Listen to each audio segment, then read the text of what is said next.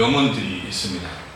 여러분 잘 아시는 그노티 세 아우톤이라는 말이 있습니다. 내 자신을 알라라는 소크라테스의 이야기고요.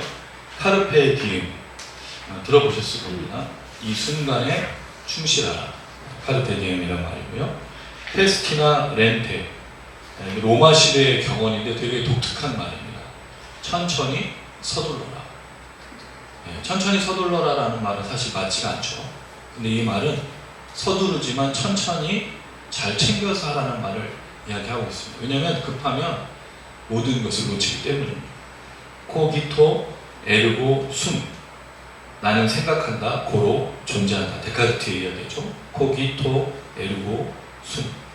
아모르 파티, 이게 트로트 노래로 알고 있지만 아모르 파티가 자신의 운명을 사랑하라는 니체의 이야기입니다. 이게 이제 아모르 파티인데, 어떻든 이런 명언들이 있습니다. 아마 여러분들도 자기만이 생각하는 그런 명언들을 하나씩 생각할 수 있을 것 같습니다. 근데 저는 오늘 여러분들에게 이 이야기를 좀 드리고 싶습니다. 그게 뭐냐면 빛이 있으라라는 말입니다. 빛이 있으라라는 말보다 강력한 말은 없다라고 저는 생각을 합니다. 이게 왜냐하면 모든 이야기의 시작이고 우리 삶의 가장 중요한 선포이기 때문입니다. 물론 우리는 아마 그렇게 생각할 겁니다. 먹고 마시고 살아가는 거에 하나님의 어떤 직접적인 은혜, 또 직접적인 축복들을 생각하겠지만 실제로 우리가 생각해야 될 것, 창조, 구원, 그 다음에 새 창조거든요. 그럼 우리가 선포해야 될 말이 뭐냐? 빛이 있으라라는 거죠. 더욱더 중요한 것은 그리스도인의 삶은 아까 빛과 소금이라고 했죠.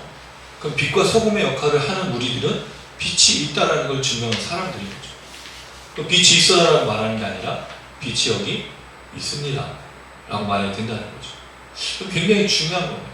오늘 이 출애굽기 본문을 통해 이 이야기들을 조금 더 생각해 보고자, 우리가 지금 재앙을 살피고 있지만 사실은 재앙은 이전에 생각했었던 내용들은 주로 신들과의 전쟁, 하나님의 강력히 가신 어떤 위대하심을 다루고 있지만 실제적으로 우리가 본문을 보면서는 신들과의 전쟁보다 하나님의 강력하신 분명히 맞는데 하나님의 보복, 또 원수 갚음이라는 주제를 우리가 생각을 해보고 있고, 또 하나는 하나님의 구원이 나뉘어서 나타나는 걸 분명히 이야기해주고 있다는 거죠. 고센 땅과 또 그 애국 백성들이 사는 그 땅이 경계가 확실하고 구분이 돼요.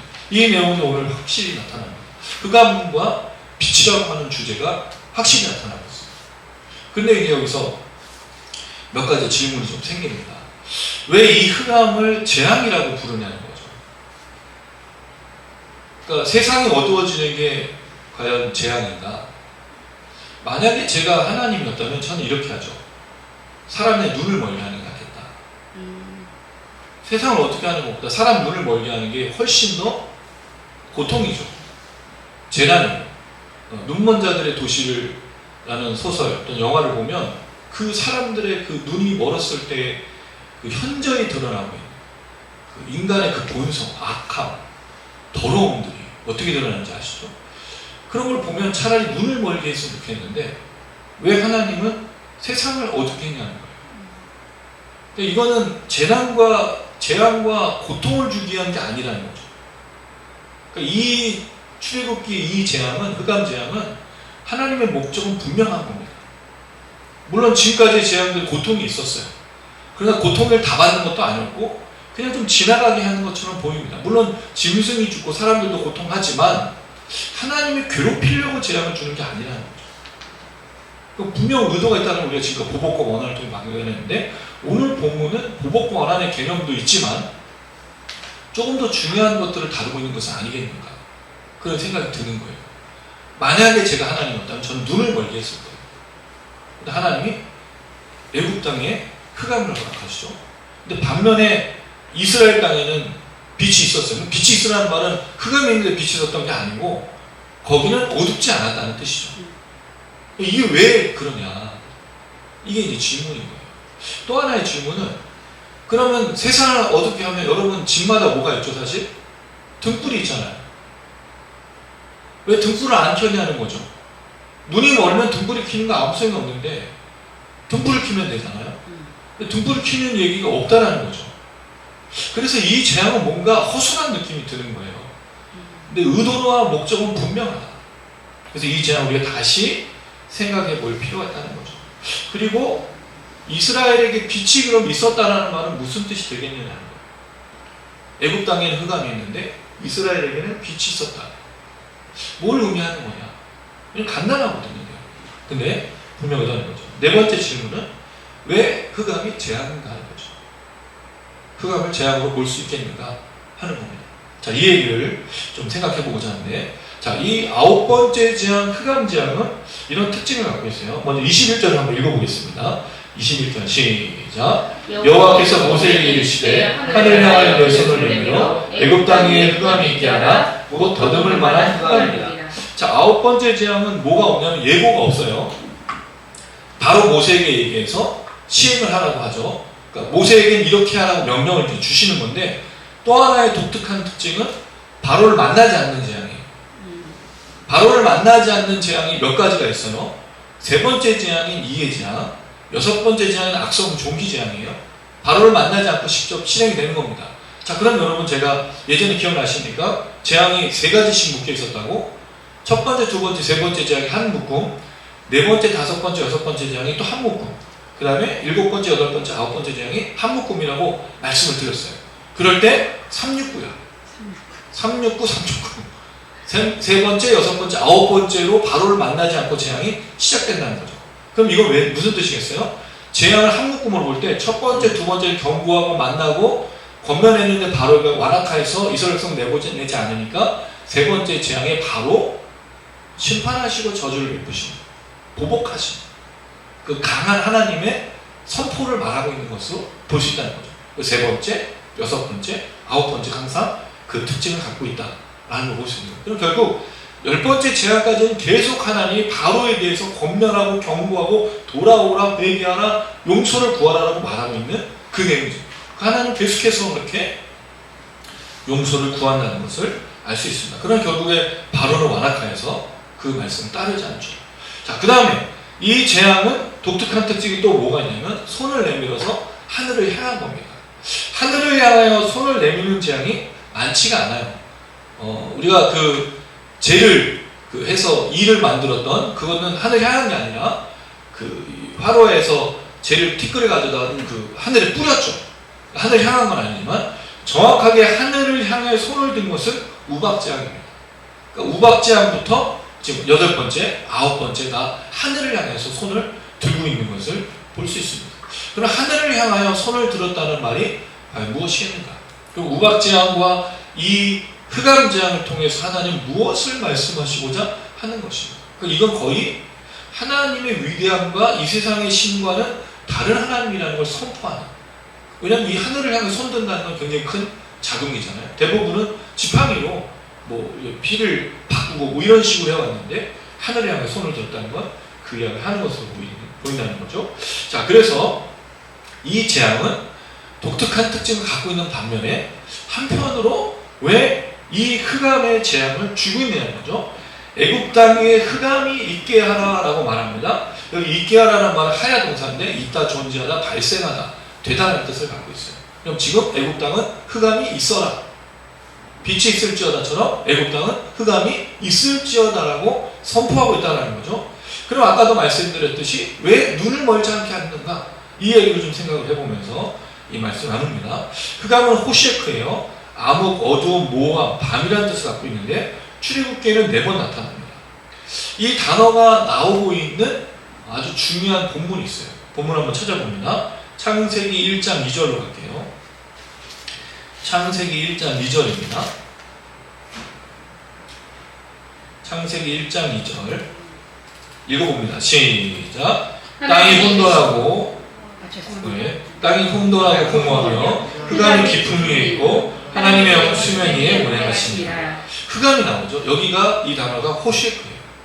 그럼 여러분 이게 뭐죠? 태초에 하나님 천지를 창조하시니라 말한 다음에 땅 얘기를 하죠. 그럼 천지 창조는 온 우주 만물을 창조하신 거고 이 땅은 지구를 말한다고 말씀드렸어요. 그때 이 땅, 지구는 뭐가 있었다고요? 아직 빛이 없으니까 흑암이에요. 완전히 그 시커먼 상태. 그때 하나님의 성령이 수면이 물이 있었으니까 그 위로 운행하고 있는 거예요. 그럼 이때 당시에 흑암은 선과 악이라는 개념을 갖고 있지 않은 창조된 그 텅 빈 상태, 공허하다는 말이에요. 텅 비어있고 아무것도 채워지지 않는. 그래서 그 다음부터 그 땅에 뭔가를 채우는 것으로 창조가 시작된다고 제가 말씀을 드렸는데 기억나실 겁니다. 그렇게 흑암이었던. 자, 그 다음에 4절과 5절 한번 읽어봅니다. 창세기 1장 4절 5절 시작. 빛이 하나님 보시기에 좋았더라. 하나님 빛과 어둠을 나누사 하나님 빛을 낮이라 부르시고 어둠을 밤이라 부르시니라. 저녁이 되고 아침이 되니 이는 첫째 날입니다. 이 단어를 보면 어둠이라는 단어가 호셰크예요. 아까는 흑암이었죠. 지금 어둠인 거죠. 근데 여기도 선과 악의 개념이 없어요. 낮과 밤, 빛이 있으면 낮이고 빛이 없으면 밤인 어둠을 말하고 있는 그런 개념입니다. 그러면 이 흑암의 재앙은 빛과 관련해서 말했을 때 하나님의 이 재앙의 특징은 창조와 연결된 것으로 볼 수 있겠다는 거죠. 그러니까 우리가 이 단서를 찾아야 되는 거잖아요. 이 재앙이 어떤 건지. 그랬을 때 이 단어를 보면서, 이 본문을 보면서 계속해서 생각하면 좋겠습니다. 자, 더듬을 만한이라는 만한은 마샤시로 만져보다, 더듬다, 찾다, 다루다 또는 쥐다라는 뜻을 갖고 있어요. 출애굽기에도 이 단어가 오늘 본문에 등장하는데 이 오늘 본문에는 등장하지 않는 단어입니다. 오히려 욥기와 신명기에 좀 많이 나오는데 더듬는 거, 그러니까 뭔가 만지고 더듬는 걸 말해요. 그럼 여러분 이해하죠? 흑암을 더듬는다는 말이 무슨 뜻일까요? 흑암을 더듬을 수가 없잖아. 사실 흑암을 보는 거든 보지 않는 거든 눈으로와 관련된 건데 촉감을 해야겠다는 거죠. 그래서 나우사르나라는 그 학자는 또 여러 학자들이 주장하는 거예요. 매년 봄 아프리카 사하라 사막이나 아라비아 사막에 불어닥치는 모래먼지. 우리가 그 미이라나 무슨 영화들 보면 모래먼지, 모래폭풍 있죠? 그게 온 땅을 덮으니까 잿빛인 거죠, 사실. 완전 어꺼금꺼한 건 아니고. 그런 식으로 된 먼지, 그걸 열풍, 뭐 감신이라고 부르는데 그런 거의 일종으로 보고 있다는 거죠.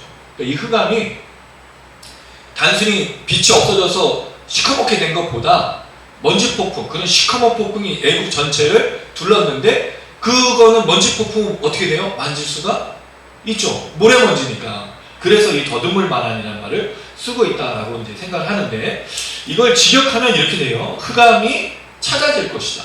그러니까 이게 더듬다라는 뜻도 있지만 찾다라는 뜻도 있으니까 수동태로 되어 있거든요. 흑암이 찾아질 것이다. 그 말은 뭐겠습니까? 흑암이 느껴진다는 거죠. 공동 번역은 손으로 만져질 만큼 짙은 어둠이 되어 있어요. 새 번역은 손으로 더듬어야 다닐 만큼 짙은 어둠. 이건 좀 다르죠. 너무 어두워서 손으로 더듬고 다닌다는 것으로 의역한 거예요. 현대어 번역은 손으로 만져도 느껴질 것 같이 짙은 어둠.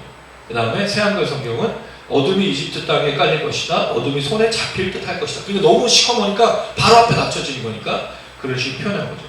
대신에 NASB하고 그 ESB는 이거를 느껴지는 것으로 했어요. Even a darkness which may be felt라고 해서 느껴지는 것으로. 어둠은 느껴지는 거죠. 사실은 잡는 것보다. 그러니까 어쨌든 잡혀지든 느껴지든 간에 이 어둠이 지금 임할 것이다 라고 말하고 있는 겁니다. 자, 이 어둠에 대해서 또 표현하고 있는 게 있어요. 23절 한번 보겠습니다. 본문으로 돌아오셔서 10장 23절입니다. 함께 했습니다. 시작. 그동안은 사람들이 서로 볼 수 없으며 자기 처소에 일어난 자가 없을 때 온 이스라엘 자손들이 거주하는 곳에는 빛이 있었다. 자, 특징이 뭐라고 또 나오죠? 서로 볼 수 없다. 근데 서로라는 말을 뭐 이치하다라는 이런 뜻이 아니라 아흐라는 단어를 썼는데 이게 형제거든요. 동료 또는 뭐 친족 이런 뜻이에요. 그럼 왜 이 단어를 썼을까? 집 바깥으로 못 나가니까 볼 수 있는 사람이 누구예요? 가까이 있는 사람이? 가족이나 형제나. 그러니까 형제들끼리도 서로 볼 수 없을 정도로 어둠이 임했다는 거죠. 자기 처소에서 일어나는 상황, 이 처소라는 것은 사는 곳, 어떤 장소를 말하고 있는데 이게 뭐뭐로부터라는 단어가 아래로부터 일어나다는 뜻을 갖고 있어요. 자기 처소라는 말보다는 아래로부터 일어나는 건데 너무 어둠이 짙고 어둠이 강하니까 일어날 수 없고 움직일 수조차 없었다라는 의미로 여러 번역본들이 번역하고 있습니다. 그럼 결국 이게 먼지 폭풍이든 뭐 짙은 어둠이든 상관없이 중요한 건 이 어둠에서 움직일 수가 없었다는 거죠. 너무 움직일 수가 없었다는 거예요. 자, 그러면 질문이에요. 이게 과연 재앙인가라는 거죠. 물론 재앙일 수 있어요. 보이지 않는 게 얼마나 괴롭고 힘든 건지 아니까. 그럼 등불이 왜 켜지 않았냐는 거예요. 등불을 켰을 거 아닙니까? 어두우면 당연히 우리는 불을 찾고 어디 있는지 자기 집안에 있으면 다 알 거 아니에요. 그럼 기름을 해서 한대는데, 그래서 어떤 사람은, 어떤 학자는 이 먼지 폭풍이기 때문에 등불을 켤 수 없을 정도로 바람이 불어서 그렇게 못한 것이다. 근데 이거는 그냥 추정하는 것 뿐이잖아요. 중요한 건 등불을 켰느냐 안 켰느냐보다 더 중요한 것은 애굽 땅에는 이 어둠으로 말미암아 지금 어두워서 움직이지조차도 못하고 아무것도 못한다라고 이야기를 하고 있는 겁니다. 자, 그런데 여기에 한 가지 중요한 것이 있어요. 자, 22절을 한번 읽어보겠습니다. 22절 시작. 모세가 하늘을 향하여 손을 캄캄한 흑암이 3일 동안 애굽 땅에 있어서. 자, 여기 보면 또 하나의 특징이 등장하는데, 약간 더듬을 만한, 더듬어서 찾을 수 있는 짙은 어둠이라고 하는데, 여기는 무슨 어둠이죠? 모세가 실제로 하늘 향해 손을 내미니까 캄캄한 흑암입니다. 흑암은 다시 호셰크고, 캄캄한이라는 단어가 무슨 단어냐면 아펠라입니다. 어두움, 음침함, 불행, 사악함, 암울함, 짙음을 의미하는데 구약이 10번 나와요. 이 용례가 어떻게 됐냐면 잠언서 7장 9절에는 흑암이라고 나왔어요. 그 다음에 이사야서 8장 22절에도 흑암, 그 다음에 신명기 28장 29절에는 어두움, 그리고 잠언서 4장 19절에는 어둠. 그럼 어두움과 흑암이 그 번갈아가면서 번역이 된 걸 알 수 있죠. 그 다음에 요엘서 2장 2절에는 캄캄한으로 번역이 됐어요. 독특한 특징이 이 단어와 호셰크, 아까 말했던 흑암이랑 거의 같이 나온다는 거예요. 그 깊은 어둠, 심각한 어둠, 짙은 어둠을 이 두 단어로 표현하고 있다는 거죠. 결국 모세가 지팡이를 들었을 때 이 어둠이 이 땅 가운데, 애굽 땅 가운데 임한 것을 알 수 있는데, 또 하나의 특징이 뭡니까? 애굽 땅이 며칠 동안? 3일 동안. 왜 하필이면 3일일까? 일주일도 아니고. 사실 더 고통스럽게 하려면 며칠 해야 돼요? 한 달, 1년. 그래야 되지 않습니까? 근데 왜 3일이냐는 거예요. 여러분, 3일이 우리가 알고 있는 출애굽에서의 3일하고 관련된 게 뭐가 있어요? 기억나시겠나요? 모세가 바로에 들어가서 사흘길쯤 광야로 들어갈 수 있도록. 이스라엘 백성들이 걸어가는 기간이 광야로 나가는 게 4일, 3일, 사흘길이라고 했으니까 3일의 시간 동안, 그래서 결국 이게 뭐죠? 보복인 거예요. 3일 동안 눈을 멀게 하고 3일 동안 이 암흑을 준 것은 3일 길을 가 있는 이스라엘 백성들에는 보복이다. 이것도 이제 나움과 살아나나 여러 학자들이 주장하는 내용이에요. 근데 정확하게는 모르겠지만 이 부분에 대해서는 이렇게 생각을 해볼 수가 있을 것 같아요. 중요한 건 이 흑암의 재앙인 이유가 되는 내용들을 생각해 봐야 됩니다. 이 애굽에 이집트의 그 중요한 신이 있어요. 이집트의 신은 뭐죠?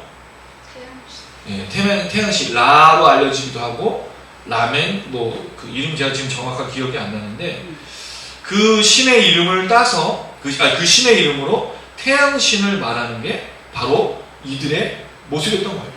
그러면 흑암이 있었다는 말은 무엇을 얘기하고 있죠? 태양신이 사라졌다는 거죠. 근데 왜 3일일까요? 고대에서 사람들이 사람의 죽음을 완전하게 죽었다라고 표현하는 날짜가 3일입니다. 3일간은 이 시체의 영혼이, 몸의 영혼이 머물고 있어서 실제로 죽은 날을 언제로 표현하느냐? 3일이라고 하는 거죠. 3일길에 대한 보복도 될 수 있겠고, 또 하나는 진짜 애굽의 신 태양신은 죽었다는 걸 이걸 표현하는 거죠. 왜냐하면 이 재앙에 눈을 멀게 해서 이 애굽 백성 괴롭히는 게 목적이 아니었기 때문에 하나님이 하늘을 향해서 이 짙은 어둠을 애굽 땅에 몰아오신 이유는 애굽의 신은 죽었다는 걸 말하고 있다는 거죠. 그리고 이 다음 재앙이 뭐죠? 장자의 재앙이에요.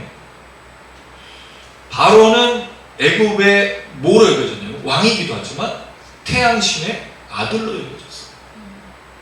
그럼 이때 애굽의 그 신만 죽은 것이 아니라 누구도 죽은 거로 취급하는 거죠? 바로도 죽은 거로 취급하는 거예요. 그러고 나서 누가 죽은 거예요? 이제 바로가 죽었으니 바로의 아들을 죽이는 거죠. 그러니까 이 재앙이라는 게 하나님이 물론 고통과 괴로움을 주어서 사람들을 아프게 하는 것도 있지만 실제로는 아프게 하는 게 목적이 아닌 거예요. 뭐가 목적이죠? 내가 참 하나님이고 내가 너희들을 반드시 이 땅에서 이끌어내고 하나님의 역사를 이루겠다라고 하시는 것이 하나님의 계획이었다는 말이죠. 이 재앙은 하나님의 역사를 보여주고 있는 거고, 이 재앙은 하나님이 누구이신가를 말해주는 것이고, 그 하나님의 역사와 함께 이스라엘 백성들이 이 하나님을 의지하고 믿고 따라 나올 수 있는 명령이라는 것이 재앙의 특징이라는 거죠. 그래서 이 재앙이 사람을 괴롭게 하는 게 목적이 아니라는 걸 너무 잘 알 수 있어요. 우리 같았으면 눈을 멀게 했을 텐데 하나님이 이렇게 하는 것이 아니라는 것입니다. 아무튼 이 흑암의 재앙이 이렇게 애굽신 이 태양신에 대한 도전, 그리고 바로에 대한 도전으로 볼 수 있을 때 그 다음 말이 중요한 거예요. 온 이스라엘 자손들이 거주하는 곳에는 빛이 있었더라. 뭐와 뭐의 대조죠? 암흑과 빛의 대조예요. 만약에 이렇게 했다면 눈 먼 곳과 눈 멀지 않은 곳으로 대조를 하면 되는데, 지금 하나님이 하시고자 하는 것은 영역 간의 경계를 구분하고 있다는 거죠. 애굽에는 짙은 어둠, 죽음이, 그리고 실제로 이 죽음이 장자의 재앙을 통해 등장하는 거죠. 하나는 물리적인 죽음이요, 두 번째는 영적인 죽음. 이 두 가지가 같이 공존하고 있다는 거죠. 먼저 보여주는 것은 이 영적인 죽음, 신의 죽음, 바로의 죽음, 그리고 앞으로 드러날 물리적인 죽음인 육체의 죽음을 말해주고 있는데, 어느 땅만 뭐가 있는 거예요? 이스라엘이 있는 고센 땅만 빛이 있는 거예요. 이스라엘에 있는 고센 땅에 빛이 있다는 말은 모두 있다는 거죠. 구원도 있고 생명도 있다는 거죠. 또 뭐가 있다는 거예요? 유월절 어린 양을 통해서 모든 사람이 살게 되어지는 하나님의 창조의 역사도 있다는 걸 보여준 거죠. 그래서 온 이스라엘 자손들이 거주하는 곳에는 빛이 있었더라. 이 있었더라가 앞에 말했던 하야, 있다 존재하다 발생하다, 빛이 있으라, 그 말입니다. 놀라운 건 하나님이 빛이 있으라라고 명령한 게 아니고, 흑암이 있어라라고 하니 자연스럽게 애굽 땅에, 이스라엘 땅에는 빛이 존재하게 된 거죠. 근데 이게 이유가 있습니다. 처음에 창조했을 때 암흑은 선과 악의 개념이 없다고 말씀드렸어요. 근데 지금은 뭐가 문제죠? 선과 악의 개념. 왜냐하면 창조 이후에 타락했기 때문에 모든 인류사는 죄의 타락 역사, 악의 역사잖아요. 그럼 지금 암흑은 무슨 뜻이죠? 악과 더러움과 죄를 상징적으로 말하고 있는데, 이스라엘 땅에는 뭐가? 선과 의와 구원과 생명이 있다는 걸 말해주고 있는 거죠. 어떤 땅에? 죄악된 세상에, 이 악한 땅에 빛이 존재한다는 거죠. 이 타락한 세상에 빛이 있고 생명이 있고 구원이 있다는 거죠. 그게 뭐죠? 빛과 소금의 존재인 우리들, 예수를 믿는 사람들을 통해 나타나는 구원의 역사, 할렐루야, 생명의 역사 아니겠습니까? 그러니까 우리가 복음을 전하고 전도를 하고 선교하는 거 아니에요? 저 땅끝까지 이르러, 이 땅까지 모든 사람들을 만났을 때 예수 믿고 구원받게 하는 그 역사를 이루는 거. 왜? 이 암흑의 세상에, 이 짙은 어둠 속에, 움직이지도 못하고 도망가지도 못하고 죽어있는 세상 속에 하나님의 생명과 구원이 있는 것을 분명히 보여주는 이 말, 이 빛이 있을지어다, 이 얘기인 거예요. 그럼 여기서 우리가 무엇을 생각해 보겠습니까? 과연 이 시대의 그리스도인들은 빛의 역사들을 감당하고 있는가를 도전하는 거죠. 왜? 세상은 암흑이고 세상은 악이고 세상은 범죄고 세상은 더럽고 추악한데, 교회는, 공동체는, 그리스도인은, 목회자는, 성도는, 직분자들은 구원과 생명이 있느냐는 거예요. 있잖아요. 우리는 거기에는 그게 있다고 분명히 구분이 되고 있는데, 과연 그것이 이 땅 가운데 있느냐는 겁니다. 우리 교회 가운데, 우리 공동체 가운데, 우리의 삶 가운데 이것이 있느냐고 분명하게 말씀하고 있는 겁니다. 그래서 이 흑암의 재앙은 어떤 고통을 주고 고난을 주는 것보다 하나님의 생명과 구원의 역사가 어디에 있는지를 분명하게 보여주는 하나님의 역사라는 것을 잘 알 수가 있습니다.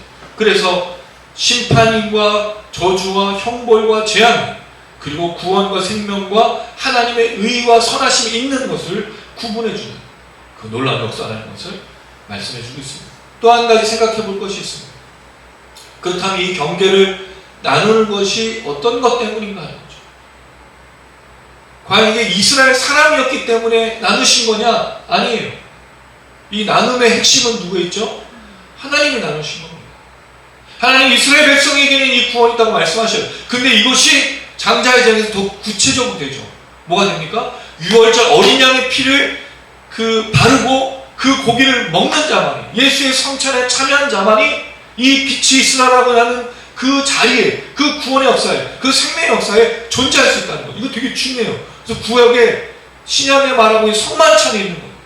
우리가 출애굽의 만남한 그 얘기를 할 수 있는 것만이 아니라 유월절이 바로 성만찬이었어요. 왜? 예수님 자신이 유월절 어린 양이라고 분명하게 말했기 때문이에요. 그러니 하나님의 이 경계를 구분하는 것이 무엇 때문이냐? 하나님 때문이라는 거죠. 예수 그리스도 때문이라는 거죠. 우리 때문이 아닌 겁니다. 교회가 있으니까, 그리스도인이 있으니까, 그 사람이 있으니까가 아니라 하나님이 계시고 하나님이 정하시고 하나님 그 믿는 자들에게 경계와 구역을 나눠주셨기 때문에 있는 거예요. 굉장히 중요한 부분이에요. 이건 다음의 내용으로 또 이어집니다. 이 내용에 오늘 나오는 내용은 사실은 이 흑암의 재앙은 성경에 어떻게 보면 구원론을 정확하게 표현하고 있는 중요한 말씀이에요. 창조, 타락, 구속, 완성까지. 물론 여기 완성이라는 주제는 그렇게 자세하게 드러나진 않지만 그리스도인은 어떻게 살아가야 될까는 분명히 보여주고 있는 그 내용이기 때문에 그렇습니다. 어떻든 하나님께서는 이렇게 지금 이 짙은 어둠과 흑암의 저주와 심판 속에서 새 창조를 이루고 계신 거죠. 할렐루야. 물론 놀랍습니까 여러분? 물론 이건 전 세계적인 일이 아니에요. 애굽 땅과 애굽 땅 가운데 있는 고센 땅. 이게 되게 재밌는 게 고센 땅이 애굽 땅 가운데 있잖아요. 가운데, 완전 가운데 아니라 좀 북쪽에 위치하고 있지만 그들은 보고 있을 거 아니에요. 그들은 이걸 느끼고 있을 거 아니에요. 왜? 이스라엘 백성들은 빛이 저기에 어둠이 그렇게 가득한 걸 보고 있으면 그 상황이에요. 하나님의 이 구원 역사가 이 악 속에서 나타나고 있는 것을 볼 수 있습니다. 그래서 이 태양신에 대한 죽음, 바로에 대한 죽음, 장자에 대한 죽음. 왜? 그걸 믿고 따르고 그걸 이어가는 사람은 반드시 죽게 될 것이니까. 명령에 순종할 것이냐 순종하지 않을 것이냐로 나눠진 것을 분명하게 말하고 있다는 거예요. 자, 그랬을 때 이 흑암의 재앙을 통해 바로가 모세에게 말합니다. 21절 시작. 바로가 모세를 불러 이르되 너희는 가서 24절 시작. 바로가 모세를 불러 이르되 너희는 가서 여호와를 섬기되 너희의 양과 소는 머물러 두고 너희 어린 것들은 너희와 함께 갈지니라. 자, 여기서 보면 바로가 모세를 불러 이야기하는데 가라고 말합니다. 그리고 섬기라고 말해요. 이 두 가지는 모세가 요구했던 거고 하나님이 계속해서 요구했던 거. 이거 외에는 요구하신 적이 없어요. 근데 바로가 듣죠. 그럼 뭐 어떻게 보면 바로의 말은 이제 하나님의 뜻을 따르는 것처럼 보이는데 다른 순간부터 타협을 하죠. 뭐는 가라고 얘기해요? 어린 것들은 가지만 양과 소는 머무르라. 자, 여러분 이거 한번 볼까요? 이 10장 10절 11절 10장 10절 11절 자, 10절 제가 할 거면 11절 읽어주세요. 바로가 그들에게 이르되 내가 너희와 너희의 어린아이들을 보내면 여호와가 너희와 함께함과 같으니라. 보라, 그것이 너희에게는 나쁜 것이니라. 그렇게 하지 말고 너희 장전만 가서 여호와를 섬기라. 이것이 너희가 구하는 바니라. 이에 그들이 바로 앞에서 쫓겨나니라. 자, 바로가 이 얘기를 했어요. 우박재앙으로 또 이게 막 그러니까 그 우박재앙을 통해서 회개하고 또 그런 다음에 이제 바로가 얘기하는 거죠. 너희와 너희 어린아이들까지 보내면 하나님이 너희와 함께한 것 같으니라. 뭐라 그랬죠? 하나님 함께 하실까 보냐? 그럴까 보냐? 말도 안 되는 소리라고 얘기해서 뭐만 가라고 했어요? 장정만 가라고 했어요. 용사들만, 나이 든 사람들만, 남자들만 가라고 했어요. 자, 근데 모세는 계속해서 요구했어요. 10장 9절 남녀노소와 양과 소를 데리고 와야 된다. 남녀노소, 남자 여자, 어린아이부터 나이 많은 사람까지 다, 이스라엘 백성들 다, 그리고 모두 데려가요? 양과 소도. 근데 지금 타협하느라 하게 된 게 장정만 가라고 하다가 어린아이까지 하는 건 좋은데 양과 소는 가지 말라는 거예요. 자, 그러면 양과 소는 왜 안 보내려고 했을까요? 다시 돌아오라. 아니, 그게 아니라 이미 재앙들이 지금 몇 번에 걸쳐 있었어요? 메뚜기 재앙, 우박 재앙으로 남아있는 게 하나도 없었잖아. 근데 지금 양과 소를 갖고 가면 어떻게 돼? 남아있는 게 어디밖에 없어요 지금? 이스라엘 백성들이 짐승밖에 남아있지 않잖아. 메뚜기 재앙, 우박 재앙으로 모든 것이 지금 다 무너졌고, 그 다음에 메뚜기가 그 나무 다 먹어치웠으니 풀도 없죠. 근데 심지어 그 가축도 죽었잖아요. 그러니까 남는 게 뭐가 있어요? 이스라엘 백성이 양과소밖에 없으니 이거 가지고 가면 안 된다는 거죠. 이 바로가 타협할 수가 없는 거예요. 이거는 이거 갖고 우리 먹을 게 없으니까. 그런데 모세가 말을 합니다. 왜? 분명히 양과 소를 데리고 간다고 얘기했기 때문이에요. 그러나 모세가 말하는 게 굉장히 중요한데 굉장히 지혜로워요. 자, 모세가 말합니다. 25절 26절이에요. 제가 25절 읽거든 26절 해보십시오. 모세가 이르되 왕이라도 우리 하나님 여호와께 드릴 제사와 번제물을 우리에게 주어야 하겠고 우리의 가축도 우리와 함께 가고 한 마리도 남길 수 없으니 이는 우리가 그 중에서 가져다가 우리 하나님 여호와를 섬길 것이며 또 우리가 거기에 이르기까지는 어떤 것으로 여호와를 섬기는지 알지 못함이니라. 자, 여기 보면 모세가 다른 얘기를 해요. 이게 되게 중요한 그 토론과 대화법인데, 말을 잘 못하고 그 억지 주장하는 사람들은 자꾸 주변 것이나 다른 얘기로 화제를 돌리는데, 모세는 계속 똑같은 얘기를 해요. 뭐라고 얘기했죠? 남녀노소, 양과 여성 똑같이. 근데 그 이유가 뭐죠? 양과 여성을 가져가는 목적이 뭐예요? 먹을 것 때문이 아니라 제사를 드리는. 모세는 한 번도 말을 바꾼 적이 없어요. 그러니까 토론과 대화에서의 굉장히 중요한 논지는 말을 바꾸니까 똑같은 말을 계속 이어가는 거죠. 그게 주제이기 때문에. 모세는 흔들린 적이 없어요. 그게 지혜롭다는 거죠. 만약에 여러분 누군가 토론하고 누군가 대화를 할 때 주제를 바꾸거나 뭔가 얘기했는데 화제를 바꾼다는 건 그 사람이 그게 진심이 아닌 거예요. 온전히 토론하는 게 아니죠. 온전히 대화하는 게 아니죠. 똑같은 얘기를 반복적으로 하는 겁니다. 바로 여기 얘기하죠. 내가 이거 하는 이유는 분명히 이면 전에 말씀드렸는데 여호와께 제사를 드리기 위해서다. 양과에서 안 갈 수가 없다 라고 말하는 거예요. 그러니까 왕이라도 말하는 건 경고하는 거죠. 왕조차도 우리에게 양과 염소를 줘야 된다고 말합니다. 왜? 번제와 제사물로 드린다니까. 자, 그 다음에 이 표현 중에요. 우리의 가축도 우리와 함께 가고 한 마리도 남길 수 없어요. 여러분, 여기 아주 놀라운 수사법이 있는데 한 마리도라는 말이 한 마리가 아니에요. 이 단어가 재밌는 게 이게 발굽이라는 뜻을 갖고 있어요. 파르사라는 단어인데 발톱 발굽이에요. 출애굽기에는 한 번 등장하는데 이 단어가 나오는 얘가 레위기에 신명기에 3번 이렇게 레위기에 2번, 신명기 한 번, 3번 나오는데 쪽발로 돼요. 쪽발. 양과 소가 발이 어떻게 돼 있어요? 발이 굽이잖아. 굽을 안 했잖아요. 요 발굽 하나라도 남기지 않겠다. 한 마리도가 아니야. 이 발굽 하나라도 내가 다 데리고 가겠다는 거죠. 왜?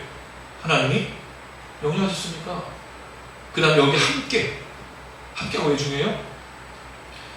나만 가는 게 아니에요. 모세는 이걸 잊어버린 적이 없어요. 하나님 명령 받아서 나 혼자, 아론과 우리 가족만 데려가는 게 아니에요. 이스라엘 사람이란 뭐, 여러분 이게 되게 중요한 거예요. 구원은 혼자 받는 게 아닙니다. 구원은 함께 받는 거예요. 그리스도인들의 착각이 있어요. 공동체의 착각이 있어요. 너는 구원받을 수 있고 너는 구원받을 수 없다는 걸 교회에서 나누고 있다는 거죠. 우리끼리도 갈라지고 있고 우리끼리도 경쟁하고 있고 우리끼리도 팔을 형성하고 우리끼리도 서로에 대해서 비난하고 있다는 거죠. 우리가 어떻게 나눠요?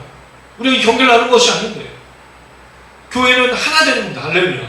서로 돌아보아 사랑과 선행을 격려하며 하나 되기 위해 애쓰는 것이 교회여야 된다는 거죠. 교회는 하나 되기 위해 한 몸이 되기 위해 한 공동체가 되기 위해서 애쓰고 수고하는 게 교회인 겁니다. 할렐루야.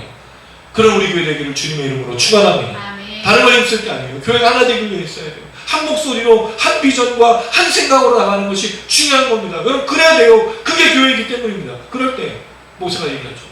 마치 여러분 이걸 보면서 제가 그 생각이 났어요. 분노의 염려라는 제가 참 좋아하는 영화가 있어요. 소방관들에 대한 영화.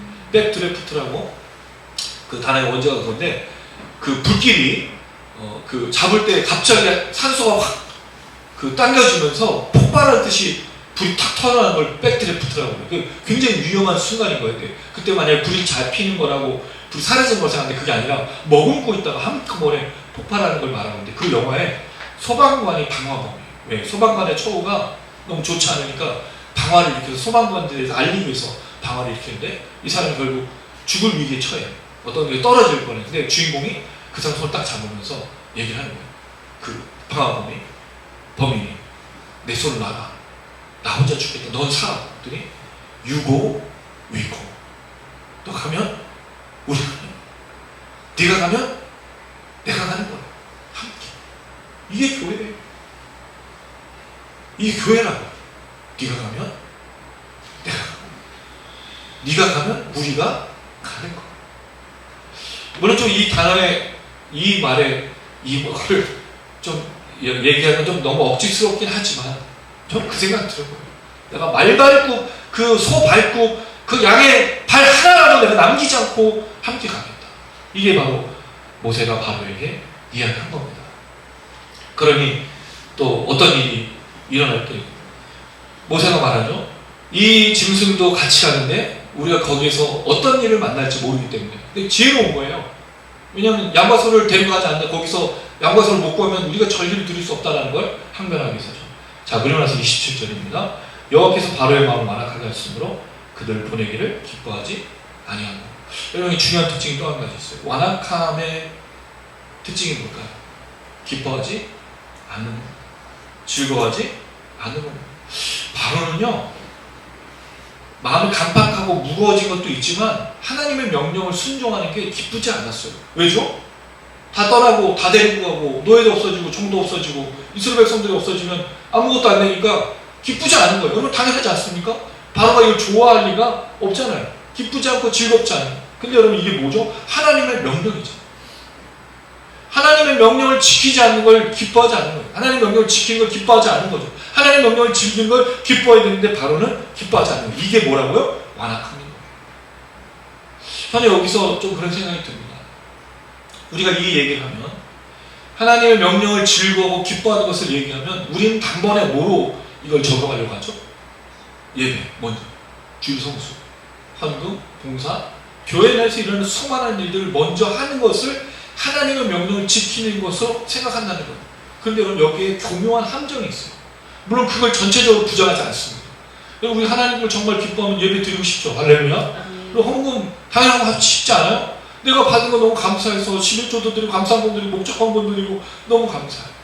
여러분, 저는 정말 제가 목회를 돌아보면서 기쁜 일이 있어요. 제가 정말 큰 축복이 있어요. 저는 이걸 지금까지도 깨닫는데 저는 인복이 있어요. 저는 만남의 축복이 있어요. 지금까지 만난 분, 뭐 많이 만나고 교제가 넓지는 않지만 저와 만났던 많은 분들이 정말 얼마나 열심히 섬겨주시고 기도해주시고 함께해 주시고. 제가 이번에 그 페이스북에다가 글을 하나 썼어요. 제가 다래끼가 나서 눈 탱탱 부어가지고 이제 짤 수밖에 없었던 상황에서 병원에 가서 째고 와가지고 이걸 딱 안대에 붙이고 나서 사진 올렸는데, 제가 말하고 싶은 건 그게 아니었거든요.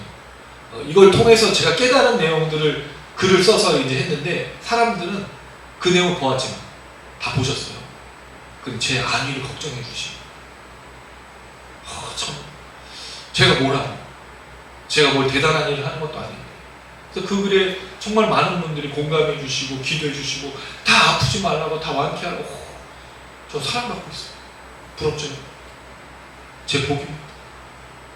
이런 복만큼 좋은 복이 어디 있을까요? 그러니 여러분, 하나님께 바치고 싶고 드리고 싶고 당연한 거예요. 근데 문제는 그게 명령에 순종하는 게 마음이 없는, 바로의 마음이 완악하다는 말이 없죠. 마음이 움직이지 않고 마음으로 하는 게 아닌 겉으로 하는 순종, 겉으로 하는 명령, 그 명령에 대한 그 복종, 이것들이 문제가 되는 거예요. 그래서 여러분, 사실 우리가 진짜 순종하는 사람, 진짜 마음으로 헌신하는 사람들을 구분할 수 있지 않습니까? 교회에서 이런 일이 있으면 안 돼요. 거짓말쟁이, 사기꾼들, 세상에서 악하고 더럽고 추악한 행실을 하는 사람들이 목사, 장로, 권사, 집사로 안수받고 임명받으면 안 돼요. 그 사람들 아무리 교회에 헌신하고 아무리 봉사하고 아무리 헌금을 많이 한다고 하면 안 돼요. 그러니까 이 말 잘 들어주세요, 여러분. 본인이 그걸 책임을 지고 용서를 구하고 죄에 대한 대가를 치렀다면 당연히 우리가 품죠. 당연히 그런 직분을 맡길 수 있고 임명할 수 있지만, 여전히 자신의 악함과 더러움과 추악한 범죄를 저지르고 있으면서도 그런 직분을 임명을 받고 안수를 받고 또 그렇게 하고 있다면, 이건 하나님이 기뻐하신 것도 아니고 진정한 교회가 될 수 없다는 거예요. 제가 그 말씀 드리고 싶은 거예요. 우리가 백날 예배 드리고 백날 헌금하고 백날 봉사하면 무슨 소용이 있어요? 마음으로 하는 것이 아닌데. 오늘 바로도 마찬가지 아닙니까? 명령을 지키는 것 같잖아요, 지금. 그쵸? 가라, 섬기라. 근데 안 돼, 이거는. 그 실제로는 즐겨보내지 않는 거죠. 이 말을 말씀드리고 싶은 거예요. 제가 이 말을 또 드린 이유가 있습니다. 흑암의 재앙 속에서 애굽 땅과 이스라엘을 나눈 그 중요한 것이 뭐겠습니까? 하나님을 나누실 때의 핵심이 뭐겠어요? 명령에 순종하는 자와 명령에 순종하지 않는 자예요. 이게 유월절 행령에는 분명하죠. 하나님 명령에 순종해서 피를 물선지 문설주에 바르고 그 고기를 먹는 자와 그렇지 않은 자는 아닌 것처럼 명령에 순종하는 거예요. 명령에 순종하지 않는 거예요. 그럼 우리에게 하나님의 명령은 뭐가 있습니까? 하나님을 사랑하고 이웃을 내 몸처럼 사랑하는 거예요. 이게 중요한 거예요. 하나님 사랑하는 게 예배가 있고 봉사가 있고 다 있죠. 또 하나 뭐가 있어야 돼요? 이웃을 사랑하는 거예요. 교회가 지금 제일 위기가 있는 게 이 부분이죠. 우리 하나님을 사랑한다는 모습으로 많은 것들을 하고 있지만 이웃을 사랑하는 모습이 현저히 떨어지고 있다는 거예요. 교회가 담됐어요. 아까 우리 간사님 기도하시잖아요. 세상에 담들이 무너져서 전쟁이 끝나는 거예요. 근데 교회가 담을 쌓고 어떤 교회로만 나눠져 있고 서울교회, 지방교회를 나누고 있고 농촌교회, 서울교회, 대형교회를 나누고 있는 이 현실 속에 과연 진정 하나님의 하나님 되심, 하나로 나눠지고 함께하는 그런 역사가 있겠는가 하는 질문을 드리는 거예요. 이 부분에 우리가 즐거워요. 이 부분에 우리가 즐겁게 나아가는 거예요. 이 단어가 자발적으로 하다, 동의하다, 호흡을 맞추다, 만족하고 있다, 허락하다, 마음이 쏠리다, 기뻐하다는 뜻이. 기쁨은 어디로부터 오죠? 만족으로부터. 만족한 사람은 기뻐할 뿐만 아니라 자발적으로 합니다. 그래서 이 단어가 중요해요. 그렇지 않은 경우 어떤 일이 벌어지죠? 아나니와 삽비라처럼 억지로 해서 결국은 죽음을 맞이하는 그 역사들이 있다는 거죠. 그래서 저는 다윗의 고백을 좋아합니다. 내 영혼을 소성시키시고 영혼을 날마다 새롭게 되는. 왜냐하면 우리의 출발은 우리의 마음과 영으로부터거든요. 사람은 자꾸 뭘 하려고 하죠? 규칙과 율법을 지키는 거로 운동을 잘하는 사람들, 그 다음에 이제 자기 몸을 관리하는 사람들은 마음보다 더 무엇을 우선하죠? 체계적인 훈련과 이걸 매일 하는 거예요. 근데 거기 빠져가고 있는 거예요. 마음으로 즐겁지 않다면 이어갈 수 없어요. 마음에 만족하고 마음이 기뻐야 그 모든 것들이 행복하게 되어지는데 결국 안 하다 보면 그 마음이 움직이지 않다 보면 억지로 하고 있는 거 억지로. 그 결국 몸도 망치고 마음도 망친 거죠. 제가 말씀드리고 싶은 건 이거예요. 즐거워하십시오. 기뻐하십시오. 만족하십시오. 자발적이 되십시오. 그러면 예배가, 헌금이, 봉사가 자발적으로 하는 거니까. 그리고 이웃을 사랑하고 나눔이, 서로 격려하고 위로함이 자발적으로 하는 거예요. 그렇게 되어지는 거예요. 마지막 말씀입니다. 28절, 29절 제가 읽고 여러분 29절 읽어주세요. 바로가 모세에게 이르되 너는 나를 떠나가고 스스로 삼가 다시 내 얼굴을 보지 말라. 내가 내 얼굴을 보는 날에는 죽으리라. 모세가 이르되 당신이 말씀하신 대로 내가 다시는 당신의 얼굴을 보지 아니하리이다. 자, 실제로 이 두 사람의 감정이 격해졌어요. 바로가 날 떠나가. 스스로 삼가라는 건 샤말인데요. 지키다, 보호하다. 너를 지켜. 왜? 나한테 오면 이제 죽으니까 얼굴 보여주면 안 돼. 이렇게 이제 강력하게 경고를 하는 거죠. 다시는 내 얼굴 보지 말라. 얼굴 보는 날은 죽여버릴 거야. 이렇게 이제 얘기하죠. 그러니까 모세가 내가 당신 말대로 당신 얼굴을 보지 않을 겁니다. 또 모세도 격해졌으니까 얘기를 했는데 그 다음에 어떻게 될까요? 11장 4절 있습니다. 시작. 모세가 바로 이르되 여호와께서 여호와같이 말씀하시기를 밤중에 내가 열 가운데로 들어가리니. 만났죠. 서로 죽일 듯이 막 말하고 있지만 계속해서 말하고 또 12장 31절에 보면 또 바로가 모세를 찾습니다. 여러분 우리가 이런 얘기를 듣는다고 복음을 안 전할 것도 아니고 우리가 이런 얘기를 듣는다고 하나님의 명령 안 지킬 것도 아니고 이건 감정이 격해져서 하는 거예요. 모세는 바로를 놓지 않습니다. 저는 이게 중요하다고 생각해요. 그리스도인들은 세상에서 포기하는 것이 없는 겁니다. 그리스도인들은 세상에서 남들이 포기하고 남들이 멈출 때 멈추지 않습니다. 만약에 멈춰있고 만약에 포기했다면 복음은 역사가 없었을 겁니다. 이 땅에 수많은 선교사들이 피 흘렸던 그 피 흘림이 누군가 멈춰지고 포기하고 그렇게 되었다면 이루어지지 않아요. 물론 그 포기와 멈춤은 스스로 하는 게 아니죠. 그 포기하지 않고 멈추지 않는 것은 하나님의 역사입니다. 모세를 누가 주장했을까요? 모세가 어떻게 이 일을 감당했을까요? 하나님 때문에. 예수 그리스도 때문에. 예수님 때문에 이 일을 끝까지 감당하는 모습으로 오늘 마치고 있는 거예요. 결론을 내립니다. 오늘 네 가지 질문을 생각했어요. 더듬을 만한 흑암, 불빛이 없었는가, 이스라엘에게만 빛이 있었다는 말은 무슨 뜻인가, 결론적으로 흑암은 왜 재앙인가, 이 네 가지 질문을 통해서 생각해 봤을 때 이 흑암의 재앙의 이유, 애굽신의 죽음, 그리고 바로의 죽음을 암시하면서 이 땅 가운데는 죽음이 있지만 하나님의 백성들에게는 빛이 있음, 생명이 있음을 말해주는 이 재앙이에요. 그래서 이게 재앙이다. 왜? 죽음과 형벌과 저주를 경고하고 있는 거니까. 또 거기에 어떻게 그 경계를 나눌 수 있게 된가? 명령에 순종합니다. 명령에 순종하는 자에게 생명과 구원이 있는. 근데 우리에게 명령과 순종은 뭐라고 말씀드렸죠? 하나님을 사랑하고 이웃을 사랑하는 것을 말씀드렸습니다. 마지막으로 이 이야기를 하면서 신앙을 즐기자. 이 명령이 억지로 하는 게 돼요. 헌금도 억지로 하면 받으시지도 않아요. 하나님은 돈이 필요해서 우리에게 헌금하라고 한 게 아니거든요. 즐겨내는 자를 기뻐하는 게 만족함으로 감사하고 그리고 다 돌려받아요. 신기하게. 우리가 많이 흘려보내고 나누면 또 채워주십니다. 안 흘려보내고 안 나누면 없는 거예요. 더 인색해요. 더 각박하고 더 어렵게 살아가요. 여러분 이거 우리만이 아니라 세상의 법칙이기도 합니다. 세상에 수많은 사람들에게 장학금을 지불하고 많은 사람들을 키웠던 사람들이 다 부유했던가요? 놀랍게도 가난한 분들이 그렇게 했어요. 마음이 풍요로워. 마음의 기쁨이 넘쳤기 때문에. 우린 기쁩니까? 즐겁습니까? 만족하고 있습니까? 아니 모자랍니까? 손이 마음이 이렇게 쪼그라들어가지고 완악하게 있습니까? 넓히셔야 돼요.